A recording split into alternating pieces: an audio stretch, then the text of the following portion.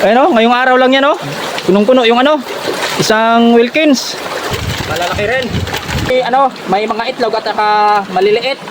At ito yung aking papakawalan mga katoldok. So nandito nga na naman ako sa ilog ngayong araw mga katoldok. At ako'y magpapandaw ng aking nilatag na trap dito kahapon. Ako'y papalapit na sa aking mga trap. At habang ako'y naglalakad dito, may tao, dito na naman yung yung nakasabayan kong naglatag dito nung nakaraan. So tingnan natin, nandun siya oh. Phew! Wow! Ay, daming huli niya mga katoldok ko. Ayun o, ngayong araw lang yan o. Punong-puno yung isang Wilkins. Yung pagbabaran niya yan. Pang pang araw-araw na konsumo. Ay tama, Dri, chutakan. Ano ba? O ayos mga katoldok, grabe ang dami ng huli niyang ulang. So kapag masipag ka talaga sigurado talagang may dala kang pang ulam pa uwi. Kahit pa paano. So sana ngayong araw yung mga trap ko ay may huli din. Kahit pang ulam lang, may libre. Ayos na. So andito na nga ako sa mga trap ko mga katoldok. Ayun o, nakalatag. So ito yung aking lagayan. So ito lang muna yung lagayan na dadalhin ko. Dito ko ilalagay yung mga talangka, yung kagangba, at dito ko naman ilalagay yung mga hipon. So tara mga katoldok at samahan nyo ako sa pagpandaw ng aking mga trap ngayong araw. Ito una-unang trap ko mga katoldok. Sana ito yung may huli. Ito natin.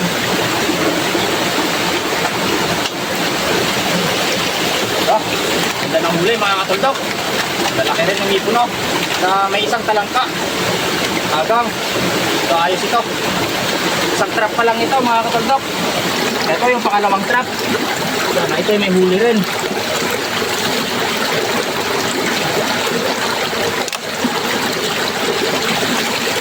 Ayan, ayos din ang huli mga katoldok. Good size na rin ang mga huli nito. Ito ang pangalawang trap ko. Ito na yung pangatlong trap. Sana ito may huli rin. Tingnan natin.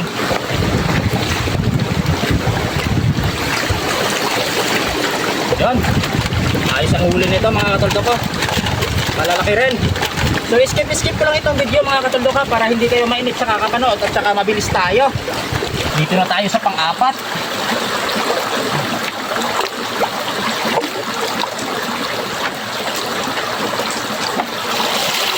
Ayun, ayos, maganda-gandang huli nito mga katoldok ko. Ayan, malalaki ring hipon at may talangka rin no. Ayos ito. Dito na ako sa pang-pito mga katoldok. Sana ito may huli rin.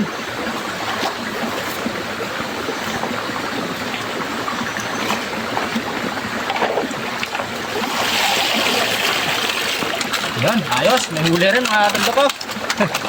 Ayos na rin yan, yung huli niya no. Yan.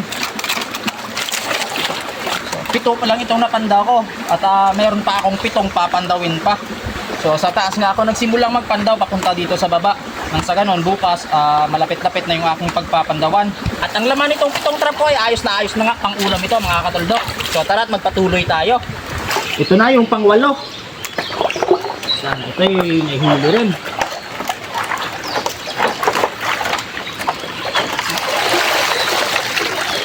May huli rin naman mga katoldok, pero alanganin ito yung iba't medyo maliliit. So papakawalan ko na lang ito mamaya. Ito yung pang 9.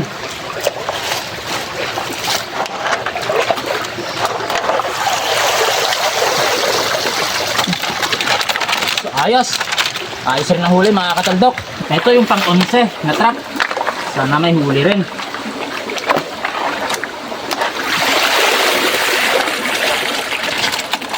So ayos, may huli rin mga katoldok.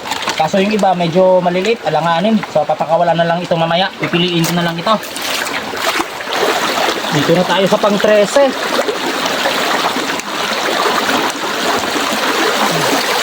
So yun, ayos yung huli nito mga katoldok ko. May malaki pero yung iba medyo maliliit din. Mga katoldok, napandaw ko na nga lahat itong aking trap na 14 piraso. So tingnan natin kung gaano karami yung madadala ko ngayon uwi.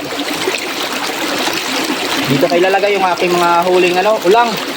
At dito naman yung talangka. Alam ko yung talangka kunti lang talaga, ilang piraso lang, pero ilalagay ko dito para ipunin at paramihin. So tingnan natin mga katoldok ha. Mga ganito mga katoldok ko, good size na ito. So So ayun mga katuldok, tapos ko na nga pagtanggalan ng huli yung aking mga trap. At ito yung huli ko ngayong araw mga katuldok ko. So ayos na ito pang ulam ngayong araw. Tapos ito naman yung napili kong mga mga alanganin, maliliit. At may mga itlog na aking pakakawalan. Ito mga katuldok ko. Yan o. Ito ay may mga itlog at maliliit. At ito ay aking papakawalan mga katuldok. So ayan, ayos mga katuldok. Tapos ito naman yung talangka ko. Yung gagang, 4 na piraso lang. At least kahit papano, meron na naman akong madadalang pang ulam pa uwi. Ito yung huli ko ngayong araw. Ayos na ito mga katuldok. Ito yung mga pinagpilian ko na.